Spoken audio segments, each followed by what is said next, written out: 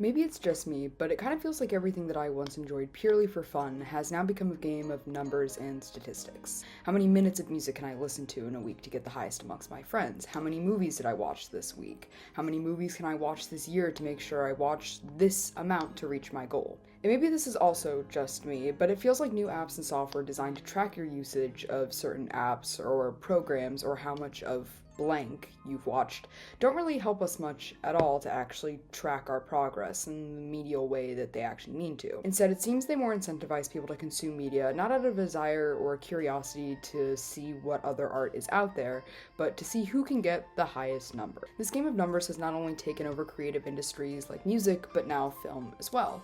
And I've noticed that this obsession with numbers within the consumption of our media was particularly out of control with the release of the new Wicked movie. More specifically though, the thing that really got out of control in this case was the online discussions of the Wicked movie, with fans beginning to focus solely on how well the movie was performing in ratings, charts, and critic reviews that they lost sight of the actual movie that they were so busy arguing over. This, I would sum up with what I call the Stan Twitterification of film. Now, for those of you who don't actively spend 10 hours a day on your phone, let me explain what Stan Twitterification means, or what it means in my definition. According to the Urban Dictionary, Stan Twitter is, quote, a section of Twitter that is comprised of cult-like fandoms that worship popular artists or artist groups. So basically, Stan Twitter is mainly used to apply to people who are fans of music, or the side of Twitter that is mainly concerned with talking about artists and music. The most famous example of Stan Twitter fandoms that you've probably heard of are ARMYs, fans of the K-pop group BTS, or Swifties, fans of Taylor Swift. But if a celebrity, and especially a singer, even has a small fan base, you can almost guarantee that there's a section of Twitter dedicated solely to them and discussions of them. However, in my opinion, the hallmark of Stan Twitter, aside from the death threats, is their obsession with numbers. In fandoms for musicians, it's most frequently the obsession with how high or low an artist is charting, or how many sales their album got in its opening week. These fandoms can be so obsessed with numbers that, similar to what I was saying in the introduction,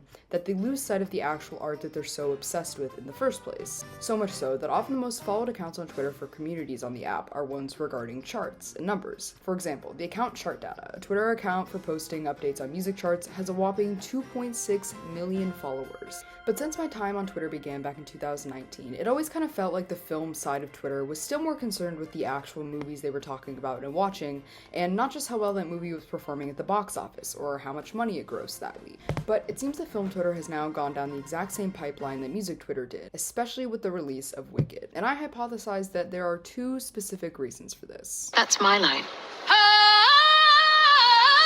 Letterboxd, the only word starting with L that most film bros will ever experience. While I'm sure everyone is familiar with Letterboxd at this point, I'll give a small refresher anyways. Created in 2011, Letterboxd's tag, Your Life in Film, encapsulates pretty much the entire app. Letterboxd's purpose is to help users log, categorize, and review movies, and while the app didn't necessarily blow up upon its initial release, during the COVID-19 pandemic it saw a huge surge of users, going from having just 1.8 million users in 2020 to having 13 million in 2022. And while the people behind Letterboxd themselves aren't necessarily to blame for this wave of people choosing quantity over quality when it comes to their media, it's impossible to ignore the impact that this app has had upon the film community, especially the film community online. Even when you first log on to the app, the first thing you're met with is numbers. When you click on a person's profile, you're met with their personal stats. When you go to your own profile, you're met with your personal stats. How many films you've watched overall, how many you've watched that year, how many lists you've made, etc., etc.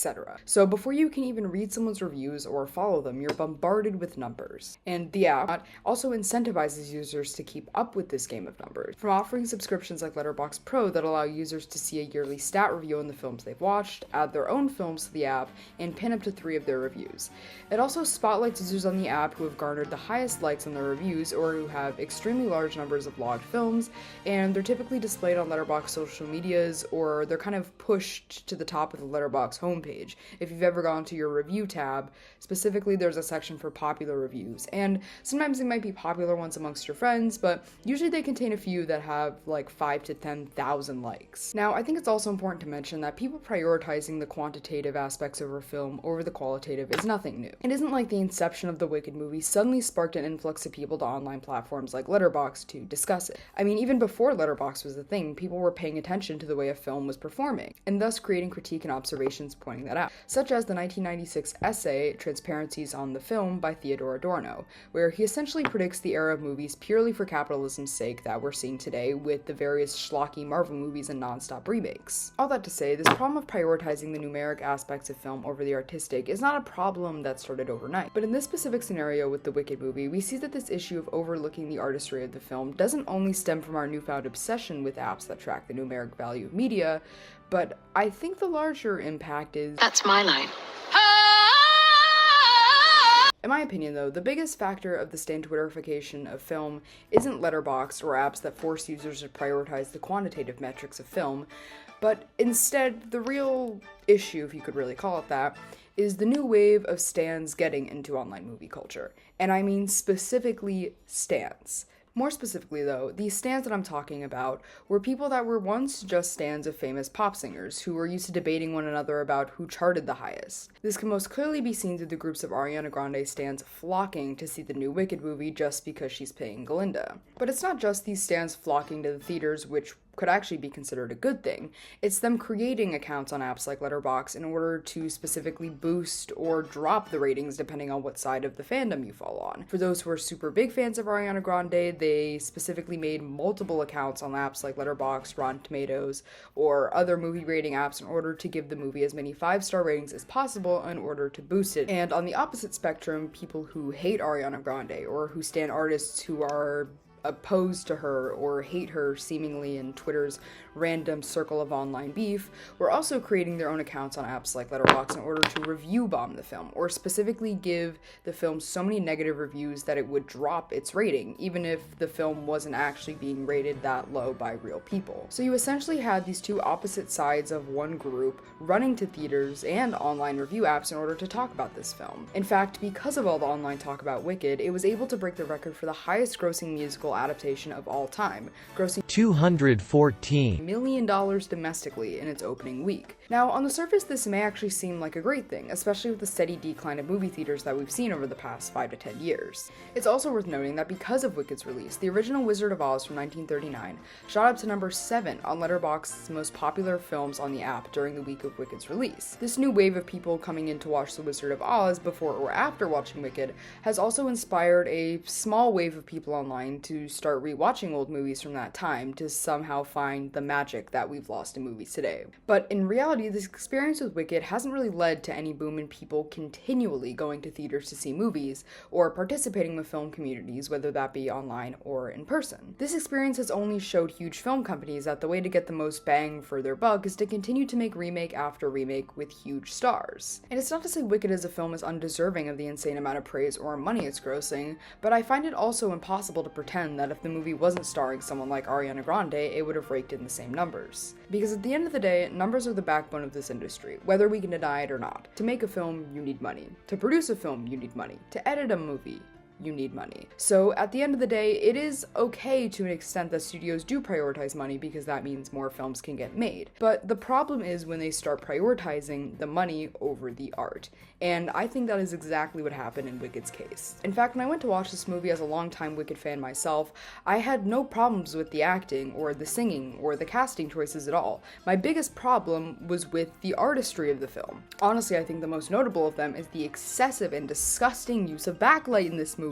Oh my god. If I could every time that in that year I roll my eyes and audibly groan because that disgusting backlight was ruining the ratings of the I would be a fucking millionaire. Now, I'm not here to sit and rant about how horrible the backlighting in Wicked is or how atrocious and boring the color grading is for a movie like Wicked. I'm simply using it as an example to say that the reason that studios choose to cast these big name actors and stars that maybe aren't actors all the time, like Ariana Grande, is because they know that casting these people will take the attention off of the film itself and put it on to the people starring in the film, or the actors, or what you're seeing before you actually watch the movie, which is all people really care about nowadays. So what does all this actually say? What does studios pushing people to focus more on movies online and the actors and debate between these films over things like the actors and not the actual movies itself say about the future of film? Because of social media and this stan Twitterification of film, we see so much of a movie before it even comes out. I mean, because of the difference in release between Wicked in America and France, I had to wait an extra week or so to actually end up seeing the movie.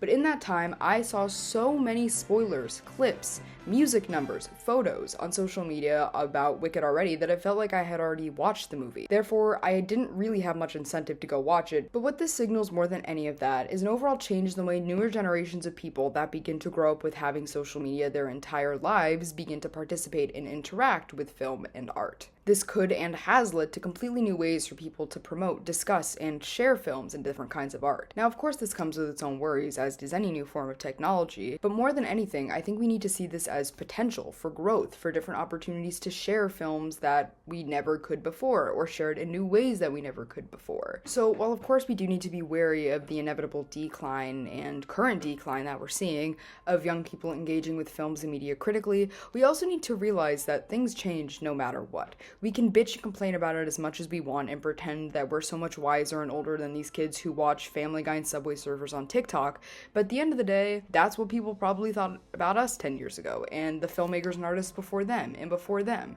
I mean, that's how the cycle of things work. And if I'm flying solo, at least I'm flying free. To those who drowned me, take a message back from me.